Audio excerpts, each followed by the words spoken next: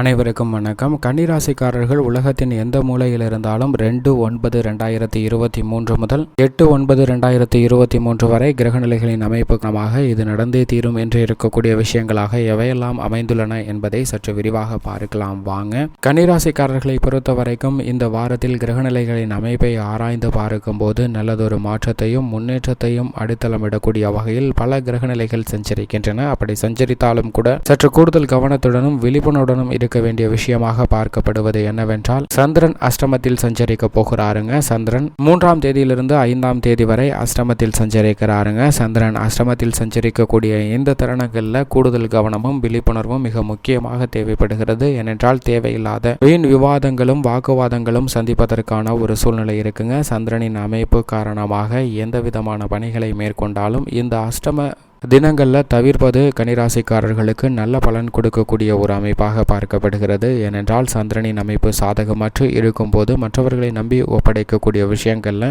சில ஏமாற்றத்தை சந்திப்பதற்கான வாய்ப்பு இருக்குங்க. கணவன் மனைவிக்கிடையும் குடும்ப உறுப்பினர்களுக்கிடையும் பேசும்போது கவனத்துடன் இருக்க வேண்டும். தேவையில்லாத வீண் விவாதங்கள் ஏற்படுவதற்கான வாய்ப்பும், நீங்களே பிரச்சனையை விட்டு விலகி சென்றாலும் உங்களை தேடி பிரச்சனைகள் வருவதற்கான ஒரு சூழ்நிலையும் இருக்கிறது. எனவே நிதானத்துடனும் பொறுமையுடனும் சந்திராஷ்டம தினங்களை கன்னிராசிக்காரர்கள் கொள்ளுங்க. அது மட்டுமல்லாது இந்த தருணத்துல செவ்வாயும் ஜென்ம ராசியில் அமர்ந்திருக்கிறாருங்க. செவ்வாய் ஜென்ம ராசியில் அமர்ந்திருப்பது மட்டுமல்லாது 6, 7, 10 ஆகிய இடங்களை பார்க்கிறார். செவ்வாயின் பார்வையால் பெரிய அளவிற்கு பாதிப்பு இல்லை என்றாலும் கூட அவர் ஜென்ம ராசியில் அமர்ந்திருப்பது அவ்வளவு சிறப்பான நன்மை தரக்கூடிய அமைப்பாக பார்க்க முடியாது. கன்னிராசிக்காரர்களுக்கு பல்வேறு விதமான சின்ன சின்ன தடைகளை சந்திப்பதற்கான ஒரு சூழ்நிலை ஏற்படுத்துங்க.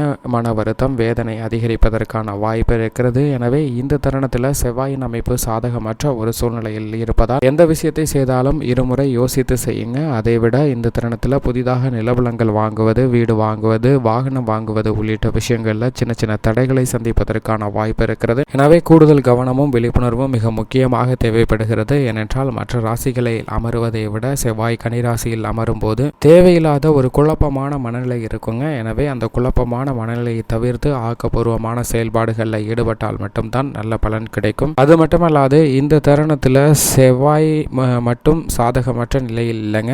குரு பகவானும் அஷ்டமத்தில் இருக்கிறார். முழு சுப கிரகமாக இருக்கக்கூடிய குரு அஷ்டமத்தில் இருப்பது அவ்வளவு சிறப்பான நன்மை தரக்கூடிய ஒரு அமைப்பாக பார்க்க முடியாது. ஏனென்றால் சில காரிய தடைகளை சந்திப்பதற்கான வாய்ப்பு இருக்குங்க. இருந்தாலும் குரு பார்க்கின் கோடி நன்மை என்பார்கள். அவருடைய சுப பார்வை 2, 4, 12 ஆகிய இடங்கள்ல கிடைக்கிறது. விரயஸ்தானத்தில் சுப பார்வை கிடைப்பதால் பல்வேறு விதமான விரய செலவுகள் கட்டுக்குள் வருவதற்கான வாய்ப்பு இருக்கிறது. இருந்தாலும் விரய செலவுகளை தவிர்க்க முடியாத ஒரு சூழ்நிலை தான் இருக்கிறது. எனவே பயணங்களை மேற்கொள்ளும் போது கூடுதல் கவனமும் விழிப்புணர்வும் மிக முக்கியமாக தேவை. ஏனென்றால் வாகனங்கள் பழுதடைவதற்கான வாய்ப்பும், சில காரியங்களை நினைத்தபடி செய்ய முடியாத ஒரு சூழ்நிலையும் ஏற்படுவதற்கான வாய்ப்பு இருக்கிறது. எனவே விழிப்புணர்வுடன் நடந்து கொள்ள வேண்டிய ஒரு தருணமாக பார்க்கப்படுதுங்க. இந்த தருணத்தில் சுகஸ்தானத்தில் குரு பகவானுடைய சுப பார்வை கிடைப்பதால் நீங்கள் எதிர்பார்க்கக்கூடிய சுப நிகழ்வுகள் மிக சிறப்பாக நடைபெறும். ஆதாயமான தகவல்கள் கிடைப்பதற்கான வாய்ப்பு இருக்கிறது. மேலதிகாரிகளுடன் இணக்கமான ஒரு சூழ்நிலை ஏற்படும். பல்வேறு விதமான குடும்ப ரீதியான பணிகளை மிக சிறப்பாக செய்து முடிப்பதற்கான வாய்ப்பும் யோகமும் கிடைக்கிறது.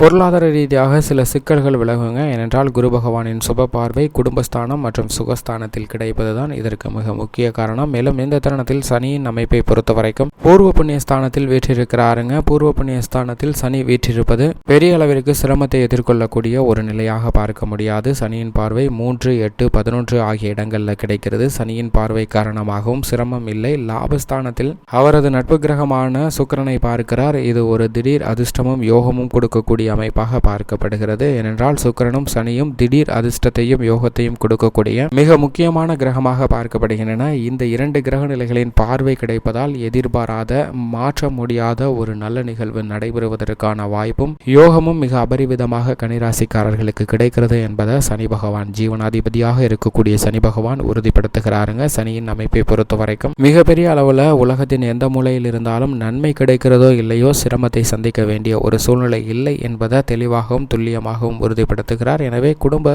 சூழ்நிலையில் இருக்கக்கூடிய சிரமங்கள் குறைந்து இனிமையும் மகிழ்ச்சியும் அதிகரிப்பதற்கான வாய்ப்பு உருவாகிறது. மேலும் இந்த தருணத்தில் சூரியன் விரயஸ்தானத்தில் அமர்ந்திருக்கிறாருங்க. விரையாதிபதியாக இருக்கக்கூடிய சூரியன் முழு ஆட்சி பலத்துடன் அவரது சொந்த வீட்டில் அமர்ந்திருப்பதால் சிரமம் இல்லை. அது மட்டுமல்லாது ராசியின் அதிபதியும் அவருடன் இணைந்து விரயத்தில் மறைந்து சஞ்சரிக்கிறாருங்க. வக்ர நிவர்த்தி பெற்று சஞ்சரிக்கிறார். இதுவும் ஒரு விதமான வரவேற்கத்தக்க ஒரு அமைப்பாக பார்க்கப்படுகிறது. ராசியின் அதிபதியும் சூரியனும் இணைந்து புத ஆதித்ய யோகத்தை மிக அதீதமாக கன்னிராசிக்காரர்களுக்கு கொடுக்கின்றன. ராசியின் அதிபதியும் சரி, விரையாதிபதியாக இருக்கக்கூடிய சூரியனின் அமைப்பு காரணமாகவும் சில விஷயங்கள்ல கூடுதலாக அலைச்சலை சந்திக்க வேண்டிய ஒரு சூழ்நிலை ஏற்பட்டாலும் அவற்றில் இருக்கக்கூடிய சிரமங்களை விலக்கி காரிய வெற்றியை ஏற்படுத்தி கொடுக்குகின்றன இந்த இரண்டு கிரகநிலைகளும். இரண்டு கிரகநிலைகளின் அமைப்பு காரணமாக எந்த காரியத்தை கையில் எடுத்தாலும் மிக சிறப்பாக வெற்றி பெறுவதற்கான வாய்ப்பும் யோகமும் மிக அபரிவிதமாக கிடைக்கிறது. தடையை சந்திக்க வேண்டிய ஒரு சூழ்நிலை இல்லை என்பதை தெளிவாகவும் துல்லியமாகவும் உறுதிப்படுத்துகிறாருங்க. சுக்கிரனின் அமைப்பை பொறுத்த வரைக்கும் லாபஸ்தானத்தில் வக்ரகதி சஞ்சரிக்கிறார். சுக்கிரனின் அமைப்பு கன்னிராசிக்காரர்களுக்கு நல்ல பலன் நிறைந்து கொடுக்கக்கூடிய ஒரு அமைப்பாக பார்க்கப்படுகிறது. சுக்கிரனின் அமைப்பால் கலைத்துறை ரீதியான புதிய பணிகளை மேற்கொள்வதற்கான வாய்ப்பும் யோகமும் இருக்கிறது. தடைபட்ட காரியங்கள் அனைத்தையும் மிக சிறப்பாக செய்வதற்கான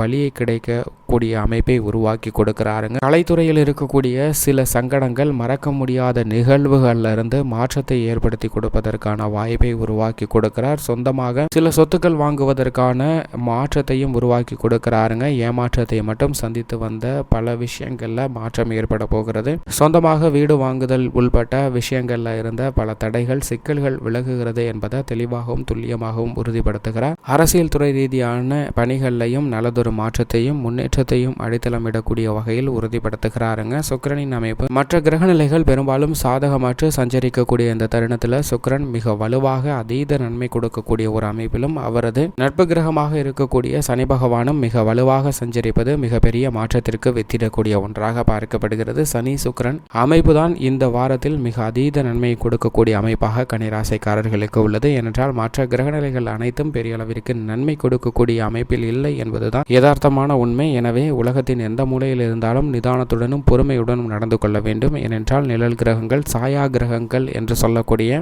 ராகு கேதுவின் அமைப்பை பொறுத்த வரைக்கும் ராகு அஷ்டமத்திலும் கேது தனஸ்தானத்திலும் வீற்றிருப்பது சில சிரமத்தை உறுதிப்படுத்தக்கூடிய ஒரு அமைப்பாக பார்க்கப்படுகிறது. ராகு அஷ்டமத்தில் அமர்ந்திருந்தாலும் குருவுடன் இணைந்திருப்பதால் ராகுவால் ஏற்படக்கூடிய பெரிய அளவிற்கான சிக்கல்கள் சற்று தவிர்க்கப்படுவதற்கான வாய்ப்பு இருக்கிறது. பொருளாதார ரீதியான சிரமங்கள் குறைந்து நல்ல முன்னேற்றம் கிடைக்குங்க. இருந்தாலும் குடும்பஸ்தானத்தில் மோட்சக்காரராக இருக்கக்கூடிய கேது வீற்றிருக்கிறார். எனவே நிதானமும் பொறுமையும் மிக முக்கியமாக தேவை. ஏனென்றால் அவர் மிக விரைவில் ஜென்மராசியில் அமரப்போகிறார். மோட்சக்காரராக இருக்கக்கூடிய கேது குடும்பஸ்தானத்தை விட்டு ஜென்மராசியில் அமர்வதாலும் சில சிரமம் இருக்கும். எனவே இந்த தருணத்தில் எந்த பணிகளை மேற்கொண்டாலும் நிழல் கிரகங்களின் அமைப்பு காரணமாக அதீத கவனம் தேவை. ஏனென்றால் ஒரு செயலை செய்வதற்கு முன் இது நடந்திடுமோ அது நடந்திடுமோ என்று கற்பனையான கவலையும் பயமும் ஏற்படுவதற்கான வாய்ப்பு இருக்கிறது. எனவே விழிப்புணர்வுடன் செயல்பட்டால் அவற்றை தவிர்த்து நல்ல பலன் நிறைந்து கிடைப்பதற்கான வாய்ப்பும் யோகமும் நிச்சயமாக கிடைக்கும். எனவே கன்னிராசிக்காரர்கள் உலகத்தின் எந்த மூலையில் இருந்தாலும் இந்த வாரத்தில் சற்று விழிப்புணர்வுடன் இருங்க. மேலும் இந்த வாரத்தை சாதகமாக மாற்றிக்கொள்ள வாரத்தில் தினம் ஒரு நாள் விரதம் இருந்து அருகாமையில் உள்ள ஆலயம் சென்று தீபம் ஏற்றி வழிபாடு செய்யுங்கள். நிறைந்த பலன் நிச்சயமாக கிடைக்கும்.